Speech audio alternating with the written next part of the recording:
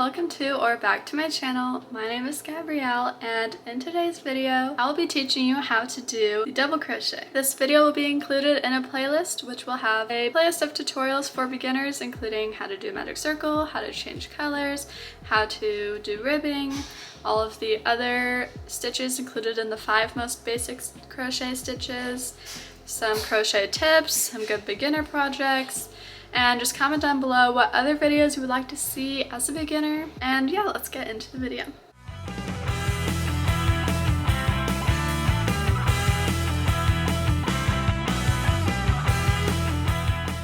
Alright, so to start this tutorial about double crochets, we're going to have a chain of 11.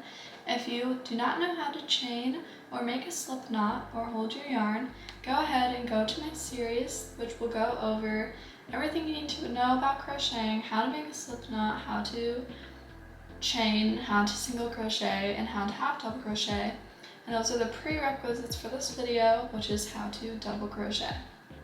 So, like in the last video where we went over the half double crochet, in this video we're going to start with a chain of 11, but I actually lied and we're going to start with a chain of 12, and I'll explain why in just a second. So double crochets are taller than the single crochet and the half double crochet, which means that we actually need to have, instead of a chain 1 as our side, we need both chains to be our side of our first row. So 2 chains. So that's why I chained 1 extra than the last time, so I can still have a square of 10 stitches. Now, just like the stitch in the last video, the half double crochet, we're going to yarn over first. So we're going to yarn over. Then we're going to count our first 2 chains, and we're going to go into the 3rd chain. So we're just going to go right into the 3rd chain, which is, we're going to go between the top loop and the bottom loop of the chain. And you should have 3 loops on your hook. Then, just like last time, we're going to yarn over and pull through. And 3 loops on our hook. And just like last time, we're going to yarn over. But what makes this a double crochet is our double of this part. So what we're going to do is we're going to go through 2 and then come back out. So we'll have 2 more on our hook, yarn over, and pull through the last 2. So we kind of double this step right there. So this is actually a really tall stitch compared to the last 2 that we've done. Now you can really see where your stitch is and where it's attached to compared to the other stitches, so it's a lot easier to figure out what the next chain is. So remember, yarn over, then go underneath the top loop of the next V. You'll have 3 loops on your hook, then you yarn over and pull through the chain, and you'll have 3 loops on your hook again. Then yarn over, and we're just going through the first 2 loops and coming back out. And we'll have 2 more loops on our hook, and yarn over, go through both of those loops. And that's our second double crochet. So this is what the stitch kind of looks like. It's a lot looser. This is really good for shruggies or a really like loose and flowy, not bulky or like kind of stiff projects. So I like to use this a lot with different tops and wear like a little undergarment underneath it so that it's not too see-through of anything. But this is one of my favorite stitches of all time. So it's just like the last stitch, except for the last step we don't pull through all 3. We pull through 2 and pull through 2 again. So I'll go through it one more time. Yarn over. Don't go into the big hole, go into the hole to the left of it, because that is actually the next one. Just like so. Then, have 3 loops on your hook, yarn over, pull through that first one, come back out, 3 loops on your hook, yarn over, go through 2, yarn over, go through 2. And that is the double crochet, and here you can see how it is looking. Now let's continue and finish all the way down through the last of the chains, and we should have 10 double crochets, which we can count each of these pillars here, including this last one, or we can count the V's on the top. 1, 2, 3, 4. 1, 2, 3, 4. So let's continue until we have 10 double crochets, or basically just 2 less of the number of chains you started with.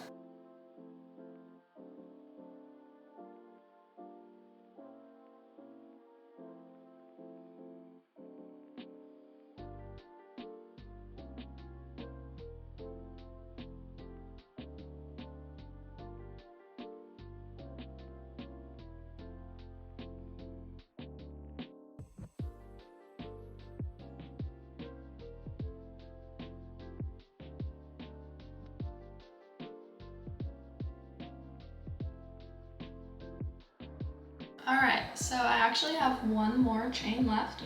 Sometimes people forget about this last one, so I just like to show it in all of my videos when I have one chain left. And I also can tell because if I count the V's on top, 1, 2, 3, 4, 5, 6, 7, 8, 9, I have 9 chains, which means I need one more. So yarn over, go into that last one, don't forget about her, and then we're ready to start our next row. You'll notice in the last videos that I made, we chained 1 and we turned to the left. But since these are quite tall, so we need to actually chain 2 to start the next row instead of chaining 1, because it's the height of 2 chains. Then we turn our work, and then we yarn over and go through that first hole, and we double check because we can see a little V on our hook in addition to 2 loops. Yarn over, go through the stitch, 3 loops on our hook, yarn over, pull through the first 2, come back out, yarn over, pull through the last 2. So we find our next stitch, just right here, yarn over, go into the hole, yarn over, pull through, 3 loops on our hook, yarn over, pull through the first 2, yarn over, go through the last 2. So continue this all the way down, and I'll show you another way to start the next row. So don't forget this last stitch here, so make sure to count your stitches. You should have 9, and then we're going to make sure and do our last stitch of 10. You can tell it's here. Here's our little V. Don't want to leave her out. Here's what our 2 rows should look like. Now instead of chaining 2, some people chain 3, but instead of chaining, we can also pull up about the height of our row. So here's 1 row, here's 2 rows, so this is about the height of the next row. Then flip our work, and then yarn over and go into that first stitch. Yarn over, pull through, yarn over, pull through 2, come back out, yarn over, pull through 2. So that just makes the first one not look as strange as when you like add a chain and then double crochet. It can make it look like you increased or something. So I kind of like this technique. I found it on TikTok, someone recommended it. I don't remember who, but I just thought I'd show it in this video. Feel free to continue with just your chains. Nobody will really notice. I actually have never done this little trick before in my life, so you're definitely fine to do your chains. I just thought I'd provide another way and teaching you how to double crochet, another little hack that I have found. So feel free to continue making rows until you have a square. This is just good practice for you, and I'll see you in the next video for how to do a treble crochet. Alright, so this is what my square looks like. This is what the single crochet looked like. It's a lot tighter of a stitch, looks a lot more professional in a lot of ways. So if you're looking for something that's made out of a very clean stitch, you might use a single crochet. Single crochets do take a lot of time, so a lot of sweaters or bigger projects like blankets will actually be made out of half double crochets, which also look pretty neat and professional. They're a lot of people's favorite stitch. And then this double crochet is for a lot more like grunge styles, goth styles, looser, more flowy pieces, maybe some skirts. It all depends on what you want to do and what you're using this for. To fasten off, we do it the same way as always. We just chain 1